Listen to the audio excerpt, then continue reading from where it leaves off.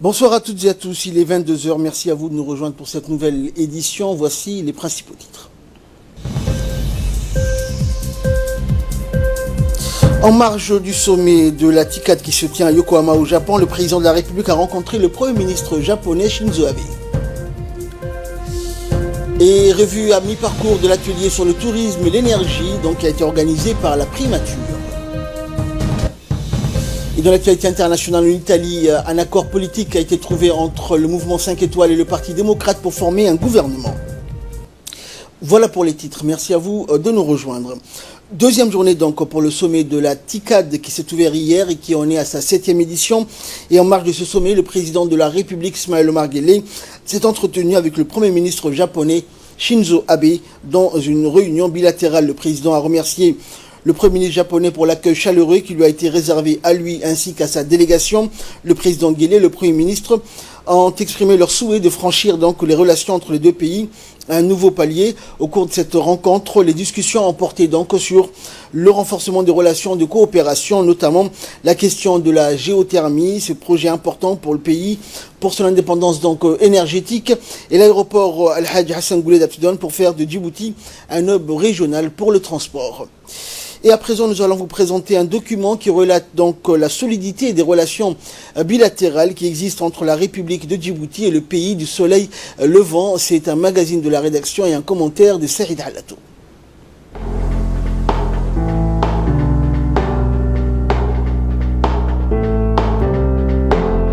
Si coopération signifie œuvrer ensemble, cela prend tout son sens de relations entre Djibouti et le Japon. Les relations diplomatiques entre les deux pays débute après que Djibouti obtient son indépendance. Cela a permis depuis à notre pays de bénéficier de l'appui du pays du soleil levant sur plusieurs plans pour renforcer ce lien historique. Le Japon, comme toujours, dans le passé, a travaillé main dans la main avec Djibouti pour l'accompagner dans ses efforts dans l'industrialisation et la modernisation, et depuis explorant de nouveaux pôles de coopération. C'est dans ce sens que les visites officielles vont se faire. Le président Ismaël Omar Guelleh s'est rendu en visite officielle au Japon en 2010 et Shinzo Abe, le Premier ministre japonais, à Djibouti en juin 2013. Les deux pays ont toujours œuvré sur un pied d'égalité, en toute amitié et sincérité, montrant une confiance réciproque à toute épreuve grâce à une coopération mutuellement bénéfique dans différents domaines. Dans le cadre de coopération, le Japon soutient les organisations non gouvernementales à Djibouti. En 2018, après les dégâts causés par le cyclone Sagar, le Japon contribue aux efforts d'aide avec la remise de matériel. Ce geste traduisant de la relation de confiance entre les deux peuples. En dépit de l'instabilité fragile dans la région, Djibouti a su faire de la paix le socle même de sa politique. C'est dans ce cadre que le Japon a installé sa première base à l'étranger depuis 1945. Mais ces relations entre les deux pays sont d'un autre niveau, au pays du soleil levant. Lors de la célébration du 27 juin et du 37e anniversaire des relations diplomatiques entre Djibouti et le Japon, l'ambassadeur de Djibouti à Tokyo, M. Ahmed Areit Ali, organise une soirée qui rassemble politiciens, diplomates, cadres du monde des affaires qui ont tous été au rendez-vous. Une soirée qui a réuni plus de 330 personnes, dont 2 ministres japonais, plusieurs parlementaires influents. Une soirée qui a été symbolique.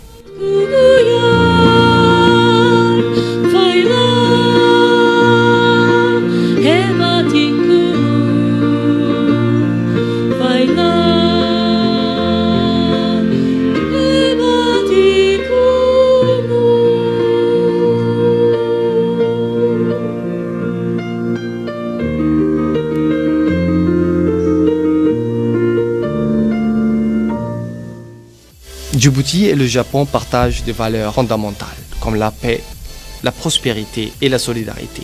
Les relations d'amitié et de coopération entre les deux pays ont depuis jamais cessé de s'accroître et ont été qualifiées d'excellentes par les deux parties.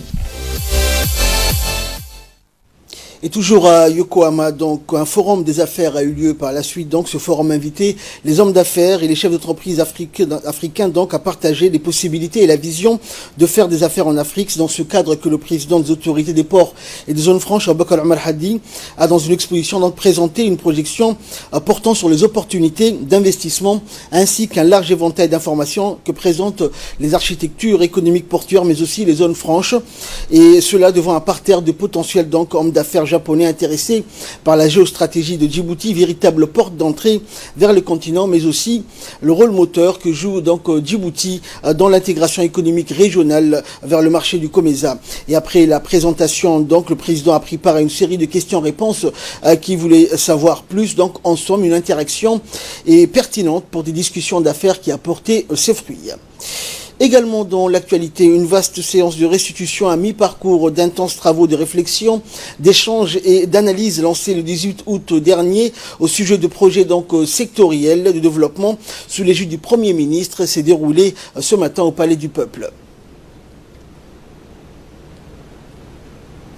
Orientations et recommandations finales issues de ces ateliers de concertation active sont destinées à disséquer largement des secteurs préalablement identifiés pour insuffler une dynamique nouvelle au processus de gestion, de suivi et évaluation de performance des politiques publiques mises en œuvre par le gouvernement. Ainsi, durant la quinzaine écoulée, donc, les experts multisectoriels nationaux et internationaux se sont attelés d'abord à l'identification des priorités par secteur nécessaires à l'essor rapide et efficace dans deux domaines retenus en premier, à savoir l'énergie et le tourisme. Le tout en mettant clairement en exergue des initiatives robustes, concrètes et détaillées ayant pour objet l'atteinte rapide d'objectifs concertés, bien ciblés, chiffrés et quantifiés. La dite restitution s'est donc faite en deux phases distinctes, devant une assistance nombreuse très attentive au travers d'exposés exhaustifs présentés au nom du duo de collectifs ayant participé à ces ateliers thématiques. Assistance au devant de laquelle se trouvait bien sûr le Premier ministre Abdelkader Kamil Mahamad, entouré de plusieurs membres du gouvernement. Au final, les résultats et recommandations ultimes qui émergeront des discussions en cours dans ce cadre précis entre divers secteurs à la fois publics et privés serviront de curseur à l'exécution de la mise en place d'un cadre de gestion active, de suivi et d'évaluation périn et efficace pour les 5 années à venir. Et dans une allocution prononcée à cette occasion, le Premier ministre Abdelkader Kamil n'a pas manqué de souligner que les discussions suscitées donc au sein de ces ateliers de réflexion aideront les autorités donc à développer davantage les potentialités des secteurs concernés. On l'écoute. Nous voilà réunis 2 semaines après le lancement officiel des ateliers de réflexion du secteur du tourisme et de l'énergie. J'ai tenu à organiser cette session ce matin pour m'assurer du bon déroulement de vos travaux qui sont à mi-parcours, mais aussi de vous encourager et d'apprécier les efforts et l'énergie que vous avez déployés durant ces 2 semaines pour répondre aux attentes de cette noble initiative.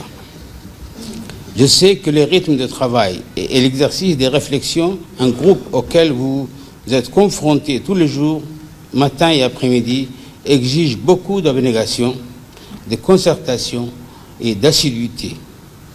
Cependant, sachez que tous vos efforts ne seront pas vains, mais au contraire contribueront au développement de notre économie en général.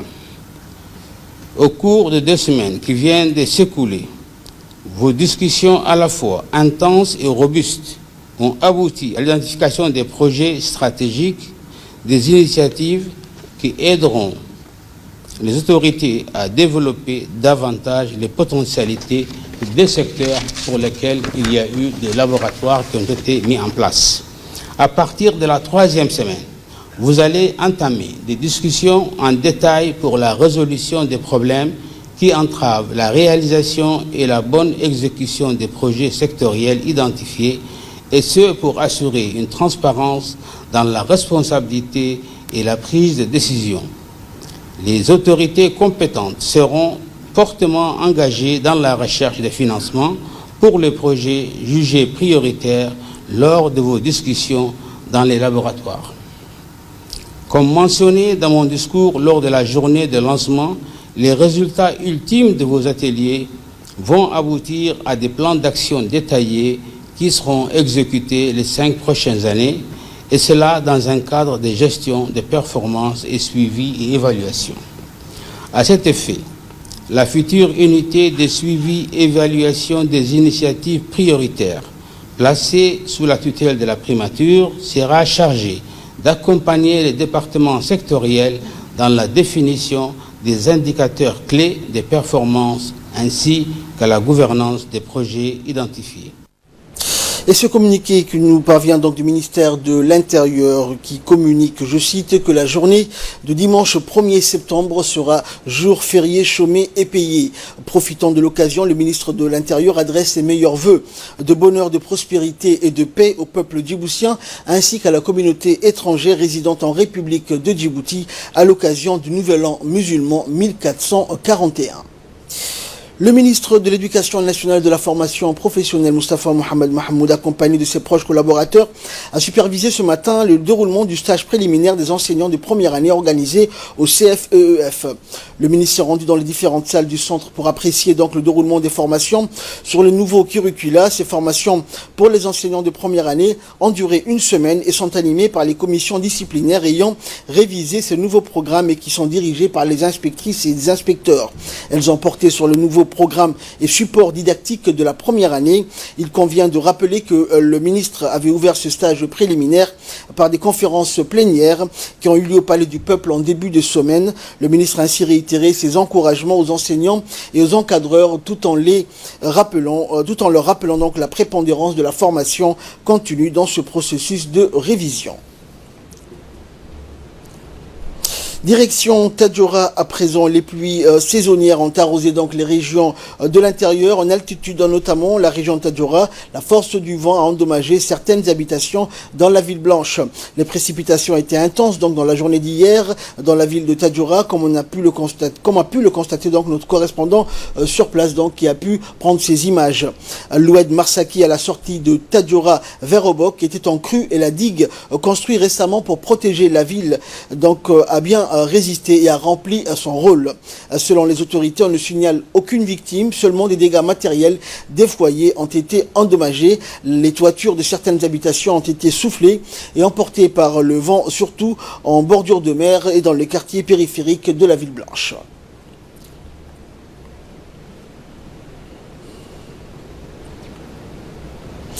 Et en sport, pour clore l'actualité nationale dans le cadre donc du premier tour de la qualification de la Coupe du Monde 2022 au Qatar, la Fédération djiboutienne de football en collaboration avec le chef d'état-major de la gendarmerie nationale donc, a fait un stage bloqué pour l'équipe nationale senior au camp Cheikh Moussa de la gendarmerie.